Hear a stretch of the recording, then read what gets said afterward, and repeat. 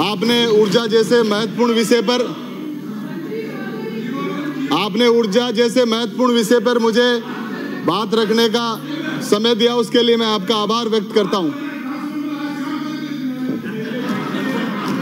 आदरणीय सभापति जी, बोलिए प्लीज। अब बैठो भाई, बैठ जाओ। जीवाराम जी की रोटी के आदरणीय सभापति जी, जब से प्रदेश में, कृपलानी जी सुनिए, जब से प्रदेश में 8 महीने में भारतीय जनता पार्टी की सरकार आई, सरकार और ऊर्जा विभाग, अब सुनो तो सही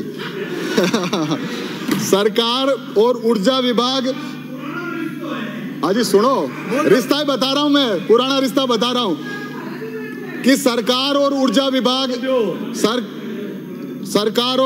विभाग का दोनों का पावर मैनेजमेंट पटरी से उतर गया और दुरुस्त होने का नाम नहीं ले रहा। आदरणीय सभापति जी, जिस तरह गांव वालों को पता नहीं चलता कब बिजली जा रही है, कब आ रही है, उसी प्रकार सरकार के मंत्रियों के पास अघोषित पावर कट चल रहा है। आदरणीय सभापति जी, प्रदेश की जनता को बिजली समस्या के निवारण के लिए यह समझ में नहीं आ रहा कि आखिर पावर है किसके पास। प्रदेश में पावर के सब सेंटर बहुत बन गए। सीएमओ कह रहा है मैं पावर का सब सेंटर हूं, एक तरफ सीएस कह रहा है मैं पावर का सब सेंटर हूं, लेकिन मुझे लगता है कि अभी दिल्ली से चाबी इधर राजस्थान में आई नहीं, पर्ची आई नहीं। आदरणीय सभापति जी, पिछले 10 वर्षों में लगातार, अभी जीवाराम जी बात कर रहे थे, नेहरू जी का नाम ले रहे थे, एक तरफ विकसित भारत की बात कर रहे हैं, लेकिन अपने कर्तव्यों से ये भागते नजर आ रहे हैं। विश्व में पर कैपिटा इलेक्ट्रिसिटी कंजप्शन में भारत का 117वां स्थान है। आदरणीय अध्यक्ष महोदय, राजस्थान में पिछली सरकार ने राज्य में सोलर नीति लागू करने के लिए 11,000 मेगावाट सोलर की स्थापना की थी। मैं आपके माध्यम से सरकार के मंत्री जी से निवेदन करूंगा कि गरीबों को फ्री बिजली दी जाए।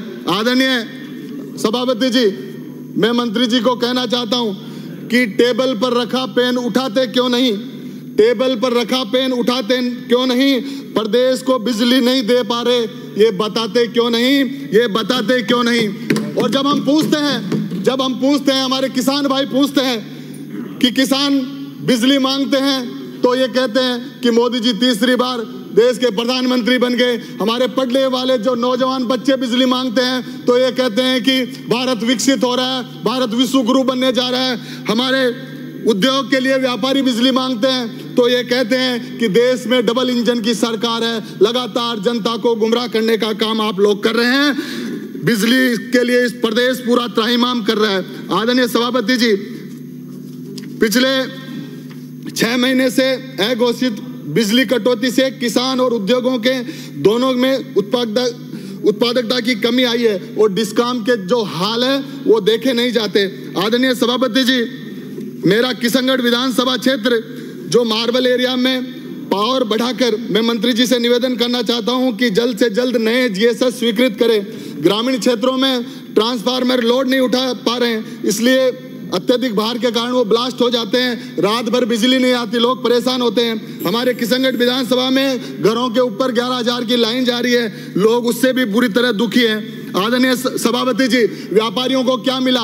व्यापारियों को इस सरकार से नोटबंदी मिली, व्यापारियों को जीएसटी मिला, व्यापारियों को फिक्स चार्ज मिला, सरचार्ज मिला, ट्रिपिंग मिली, व्यापारी कह रहे हैं। और मैं जब बाहर निकलता हूं तो लोग कहते हैं कि आप बिजली नहीं दे रहे हो। मैंने कहा जी हम कहां से दें, सरकार तो सामने बैठी है, सत्ता पक्ष सामने बैठा है कि वो तो आरोप आप पे लगा रहे हैं। मैं सभापति जी, मेरे सत्ता पक्ष के साथियों से कहना चाहता हूं, मोदी जी से नहीं, अटल बिहारी वाजपेयी से आपको सीखना चाहिए। सत्ता पक्ष और विपक्ष से आरोप लगाने के बजाय अपनी अंतरात्मा में देख के झांकना चाहिए कि आज किसान किस प्रकार से बिजली के लिए तड़प रहा है। आज वो नौजवान जो पढ़ना चाहते हैं, रात भर लाइट नहीं आती, वो तड़प रहे हैं, किसान तड़प रहे हैं। इसलिए मैं निवेदन करना चाहता हूं